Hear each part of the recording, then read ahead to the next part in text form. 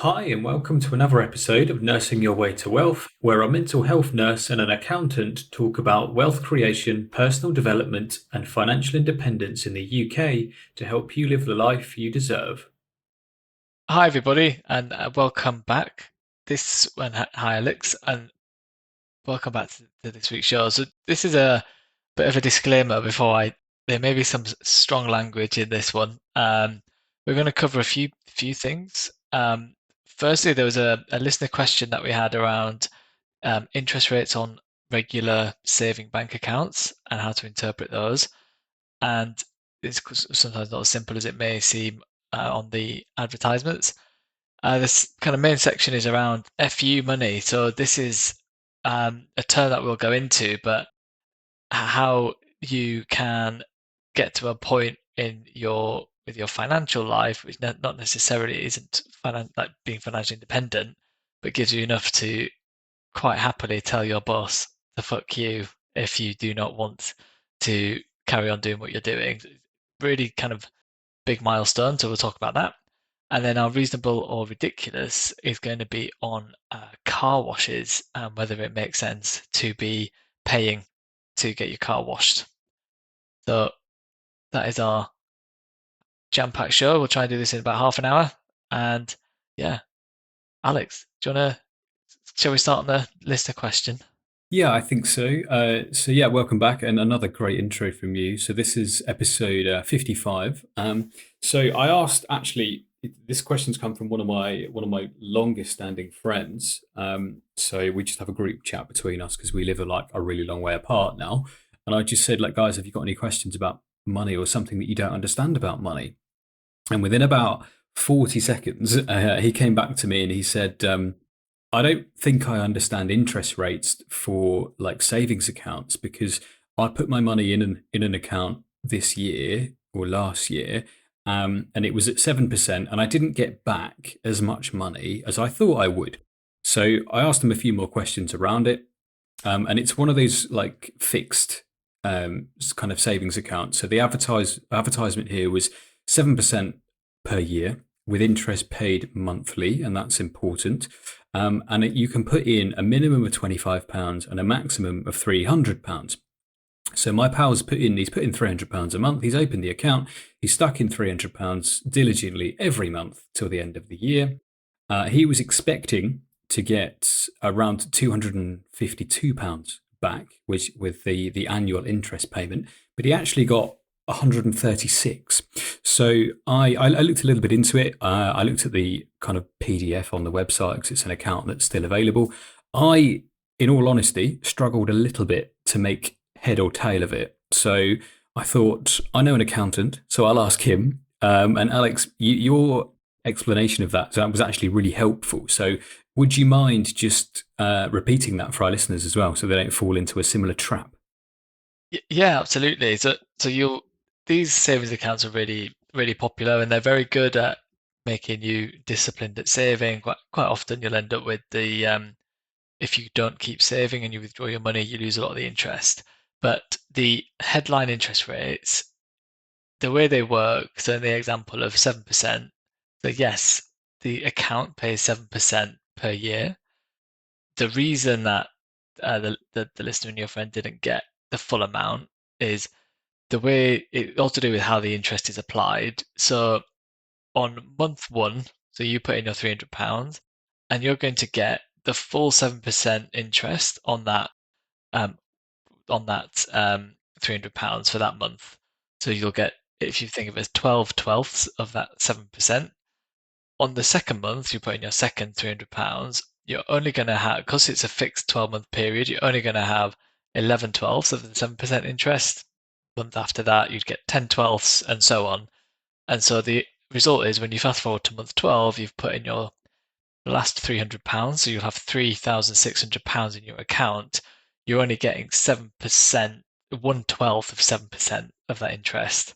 So the way it works out, assuming you put in the maximum every month, you'll get about half of that interest rate equivalent over the year. So that's why your friend ended up, yeah, he essentially got half of what he expected, is because the amount of money he had in was he only attracted half the interest rate essentially across that average balance. So yeah, a bit of an odd one, but that's how they calculate interest. Yeah, I mean, it makes sense now that you say it, and it didn't make any kind of sense to me when I first read it the other day. And when my friend Adam, I've known him a long time, so thank you, Adam, for the question. Appreciate it. You're a good egg. Um, so basically, when you look at accounts like that, where you can put in a fixed monthly amount and you get paid the interest at the end of the year, it's because you're building the pot of money over time. Your central average is £1,800 at that point. Yes.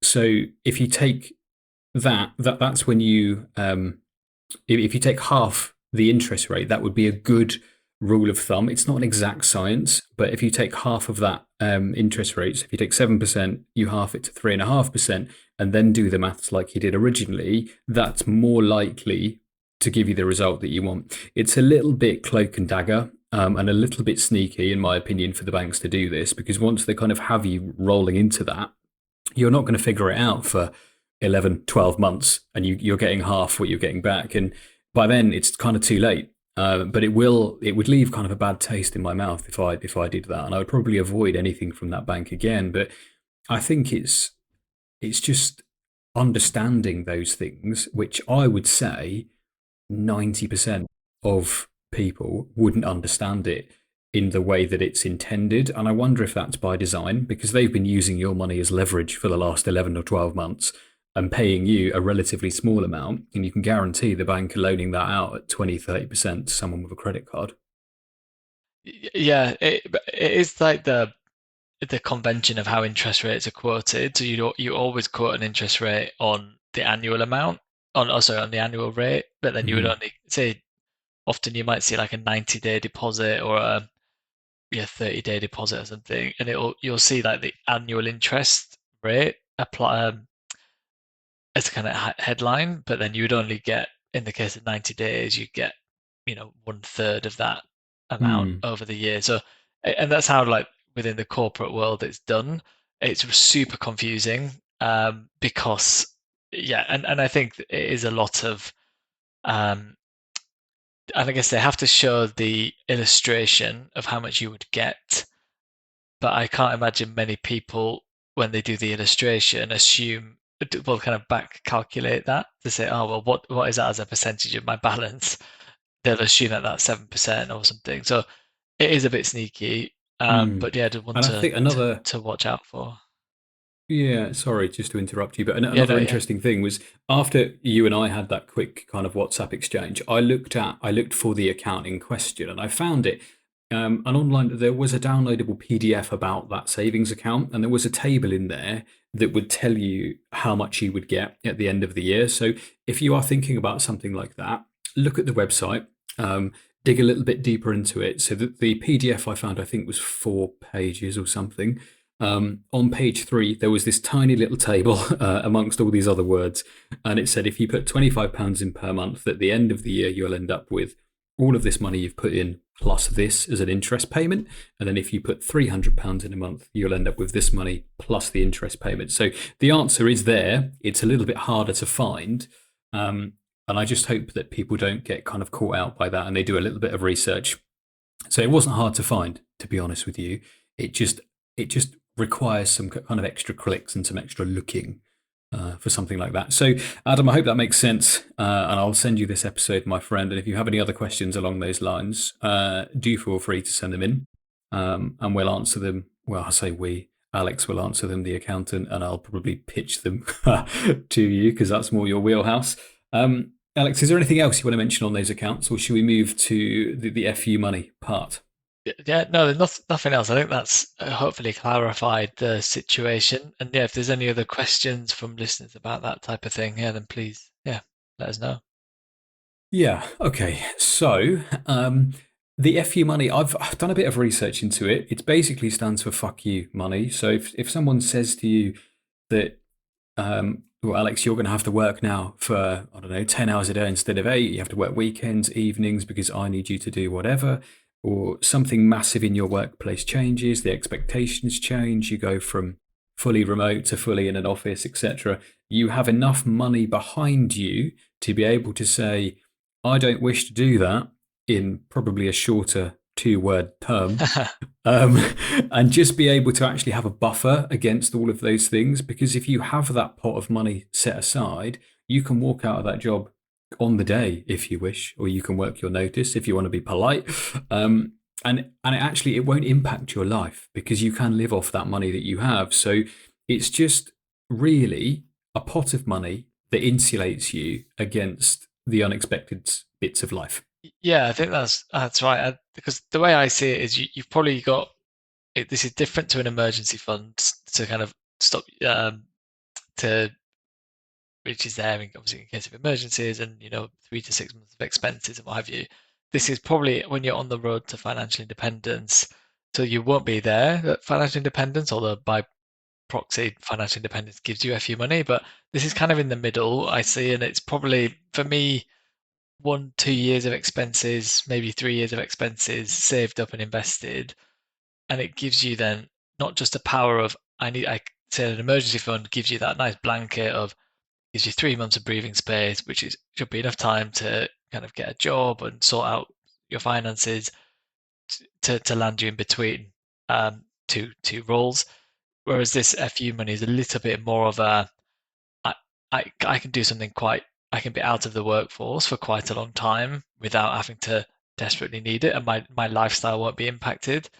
And I actually got a good example. One of my friends has recently, so he's been very diligently saving and investing. He's in a really good financial position. He's paid off his mortgage. He's got a nice pot of kind of investments behind him, although not financial independence level, but he's well on the way to it. His company that he works for was making a lot of layoffs, and the results would be the amount of work doesn't reduce. He just ends up taking on more responsibility and more work without a corresponding increase in reward. And it's I think there's been a few occasions in the past few years at his work where this has happened. So it's not just the first time it's happened. It's kind of seems to be a running theme. But yeah, he just has decided he's handed in his notice and he's going to take 6 months off work and reevaluate where he wants to be. So that for me is the perfect definition. And what kind of comes to my mind around the kind of the FU money is he's doing that. He's completely comfortable. He's got his expenses are nice and low. He's got his investments that are going to provide him some income, and he'll run down some of that portfolio for 6 months of a complete career break and figure out what he wants to do next. That for me is, yeah, I always look at that as a great example of that, of being an FU money at work. Yeah, I think it's the perfect example, isn't it? It's come as a result of a fair amount of time of diligence and making smart money moves. As you said, he hasn't got a mortgage anymore, which is a lovely place to be. But then there's a thing here about what people can control and what people can't control. So I've always said in my kind of nursing kind of career that you can control what you say, your actions and what you do, and you can control to a degree your thoughts. You have no ability if you're an employee within a business and you're not CEO or kind of high level management or something, you have no ability to impact kind of how the business decisions are made. So someone could make a load of redundancies, like's happened to your pal, and then the workload is going to stay similar, or if it reduces massively, he could be facing redundancy or something like that. And again, having this FU money gives you this lovely kind of ability to just weather the storm, and you don't have to make like brash decisions of, oh my god, I need money because I've got bills coming out in a month and I haven't got any income coming in, so I need to take any job that will hire me. Which is why I think you read stories on kind of Reddit and other places where someone was earning 150K a year, but they're spending 150, and then for some reason they're laid off, the company closes, it gets sold, whatever, anything in the business world happens, and then the closest job they can get is 60K, 40K, something like that, and it's just not going to cut it. So what your friend has done is insulate himself massively and be able to have really 6 months is, I would call that a sabbatical. You could call it a mini retirement, something like that. But really, just to refocus, reframe, relax a little bit because it would be a stressful thing, and really, you don't have to just take the next job. You can figure it out. You can use your network and try and find something that suits you really well. And instead of having to take a 40K job, he might land a 140K job because he has the time frame and time is on his side. Yeah, exactly. And I think I always think you're in such a good position of power then when I think when you're looking at um, kind of getting new jobs or something, I think there's often they can sense sometimes when you're almost really desperate and you would just take the job like no matter what. Whereas if you show that I'm speaking to a lot of people and I'm going to choose the right role for me, and I think then you might end up getting actually a better package because if they really want you, they're going to have to really give you something compelling to keep hold of you and to entice you there because you don't have to do it. And I think yeah, like you said, you've got the time then to really find the right place for you. You're not just, Mm. you know, desperately, I'll just take whatever comes up next because I just need that paycheck. Yeah. So, Yeah. I think it would come yeah. across in the interview, in how you move, how confident you sound when you speak, how you breathe, etc. Just the general aura you give. I think there's someone who is mega stressed all the time, and that will show, Mm, and someone who is not and who is comfortable. Um, and I think it would come across, and just like fair play to your pal. He's just like, actually, I have this ability now because of my diligence and how I've worked for the last couple of years or longer. And yeah, props to him for pulling this trigger. And like, it's not something you have to do just because you have it, but it just means you could do it should something unexpected yeah. arise. And I fully get that if they're letting people go and they're expecting him or other people in the team, for example, if you have five of you and you let three of them go and you expect the remaining two to do five people's work, that's just not going to cut it. Yeah, absolutely. And I think also even when get into that position, I mean, I'm definitely at that position now where I've got that money, and I find it's almost I approach work in I find it less stressful in a way because I Hmm. think I know I've got a bit more control. I think like to your point earlier, I've got more control over my life. And it's not 100% tied to that job. Yeah. And I think I mean I'm sure there's like something psychological in that, and it actually then doesn't become because I'm not really dependent on it. I actually quite enjoy it sometimes, and it doesn't feel like you're in this because when you don't have to, it's then actually not too bad. Whereas I think when you're in that position where it's like, if I don't get this job, I'll take whatever my boss asks me. I'm just going to do it because I can't afford to not be without this job. Hmm. That definitely goes away, and I can feel myself getting more and more. I get more confident actually by having this. I But think, yeah, yeah, it does thoughts. give you, like, from what I've read and kind of people I've spoken to, like, I'm on the way to that right now. And it does give you more confidence. And it gives you more confidence, say, in job interviews to negotiate your salary. Hmm. And also speaking out in meetings and having ideas. You don't feel like you're just putting your head on the chopping block. And if it doesn't work, oh no, I might lose my job, etc. Because it, that's just not it's not a huge factor for you, and it gives you a lot more freedom and flexibility within that working space. So you can be a bit more risky, and you can do things that other people who are treading on eggshells perhaps can't do. Um, and I guess you wouldn't get any kind of anxiety spikes if you get a big company-wide email about redundancy or something. It's just another blip in the kind of the ocean, as it were, to just to weather. And if you can weather it, then yeah, then go for it. I mean, you mentioned a bit about psychology. Just been scribbling some notes about how stress and like um, it's like not emotions, hormones around that affect the human body. Mm, So money is a hugely stressful thing for a lot of people, and the idea behind this podcast and every episode we do is to help bring financial peace to everyone's lives that listen to it and people that learn from it. It's another reason why we have what hopefully is relaxing piano music, and we don't have some like bassy beats or something that you'd find in other podcasts, because we want to build a peaceful life for you, and a life that matters. So, in terms of money and how it makes you feel, one of the most powerful hormones, again, in the body is stress, which is known as cortisol. It's small amounts of it will raise your awareness, your eyes get sharper, your sense of hearing gets better, and it's just you're on alert for danger or threats.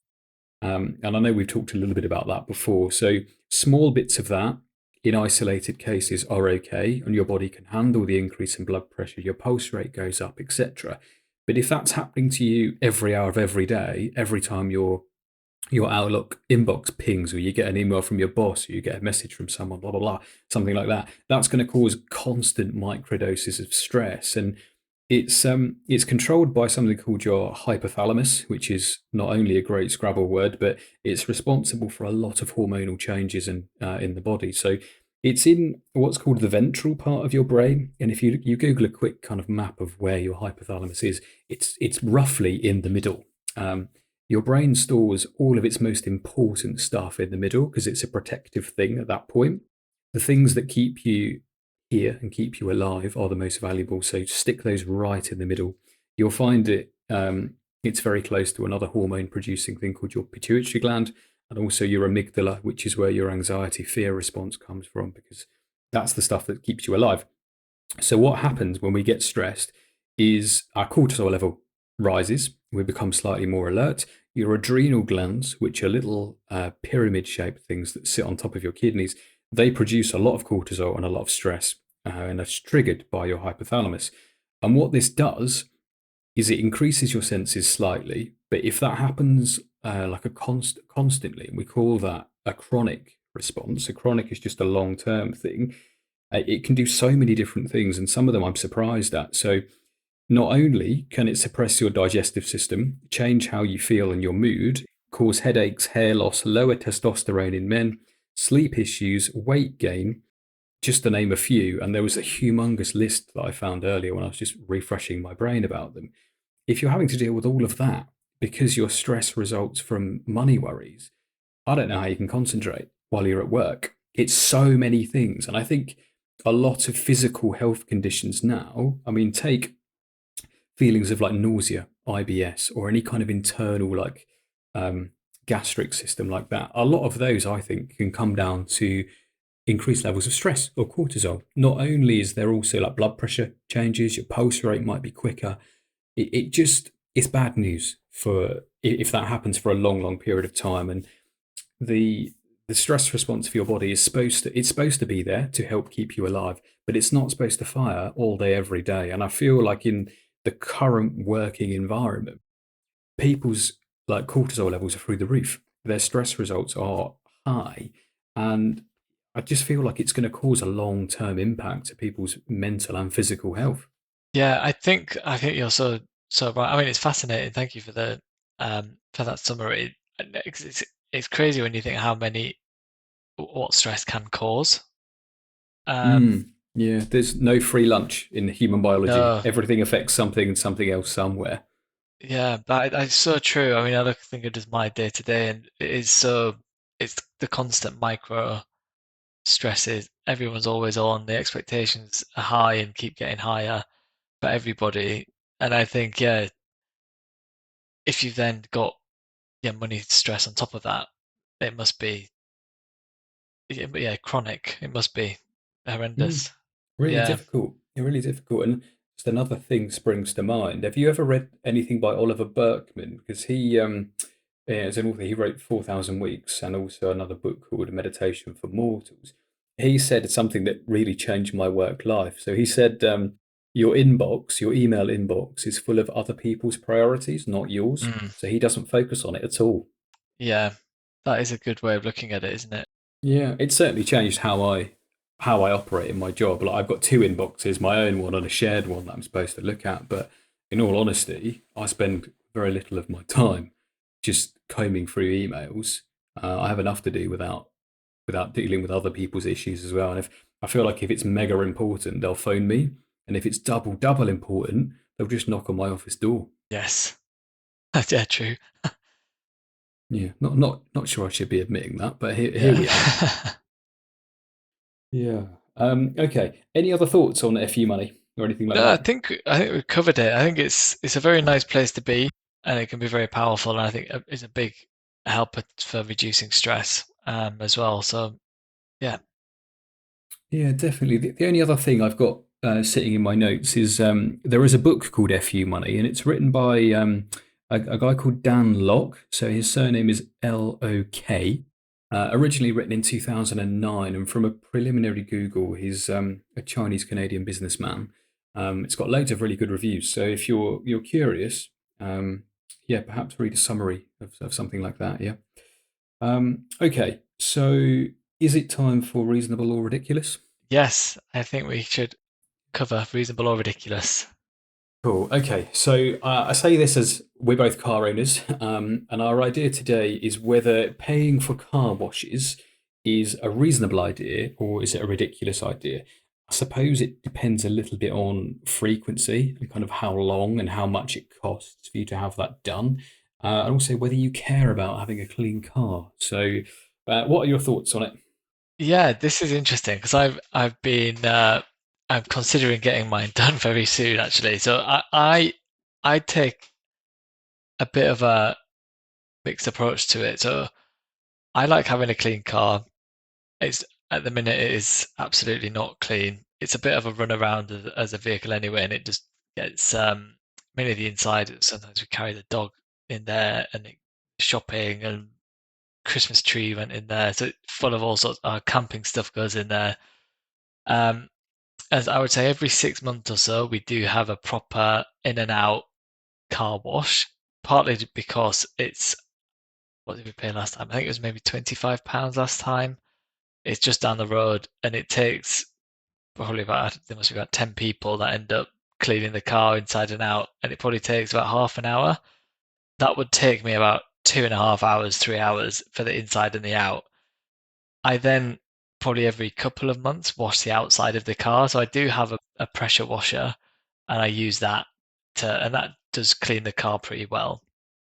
But I think, and I think to your point is if you do it too often, I think it can become a little bit ridiculous um, because it can be quite an expense and there's not a huge amount of, if you're getting your car cleaned every month or every 2 weeks or something, I can't imagine you get much value for money. I almost want my car to be like really quite dirty and then have the professionals do it. So I think it's reasonable within reason, put it that way. But yeah, No, that's an interesting thing. I suppose to your point of it's only down the road from you, I also have a car wash down the road.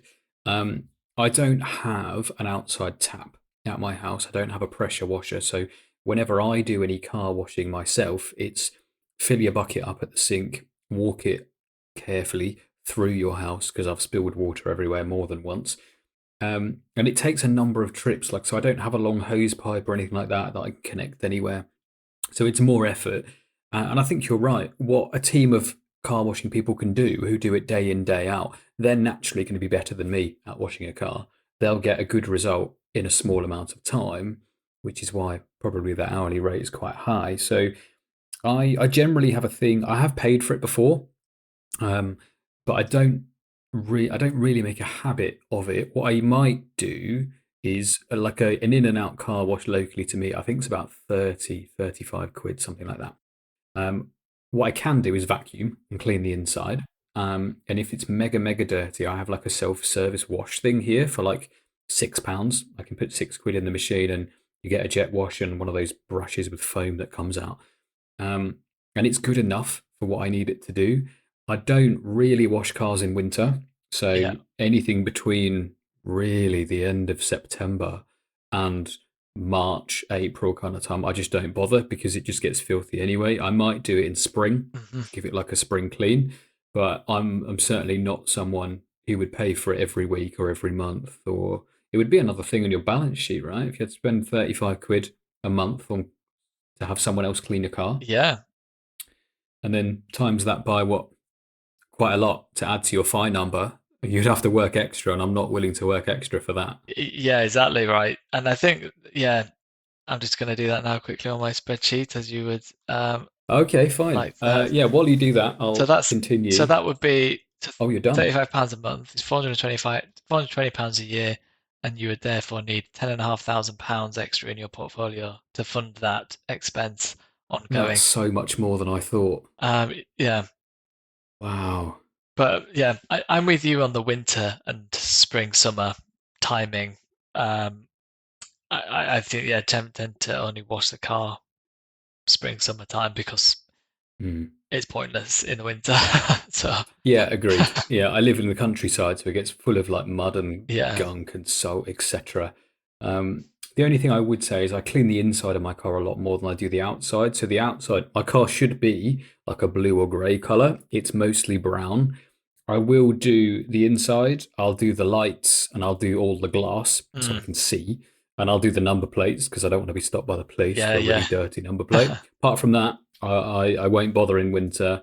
I might do it in springtime. My wife has a white car. She does like it to be clean. So I probably wash hers 6 times for every one that I do my own. yeah. Um, yeah, And sometimes take it to my father-in-law who washes his van and his wife's car every Sunday. So if our cars are there on the drive on a Sunday, he'll do those as well. But it's not a common thing for us to do. but yeah, fair. Yeah, I think in that case, I mean, for me, I find it quite reasonable to do a paid wash Hmm. every 6 months or so. Yeah, and it's about time back, isn't it? If you can spend 30 quid and save yourself 3 hours of time, Yes, it's it's mainly worth that. doing. Yeah, exactly. And You can go and do something fun. yes, which is usually just sat on the side waiting for them to finish the car. But yeah, I can read or something. Yeah, I'll go for a walk, get an espresso somewhere at a coffee shop, something like that. Yeah. Exactly. Okay, cool. I think that's been episode 55. Is there anything else, Alex, you want to mention before we close? No, just well, as always, yeah, if wanna any questions, please let us know. And yeah, if you could rate the podcast and share it, that would be greatly appreciated. Yeah, agreed. So, both really good sentiments. Alex, thank you, my friend, for your time, and I'll speak to you next week. None of what we discuss on the show is to be considered financial or health advice, and we recommend you always do your own research or consult an independent financial advisor or a doctor when making your financial or health decisions.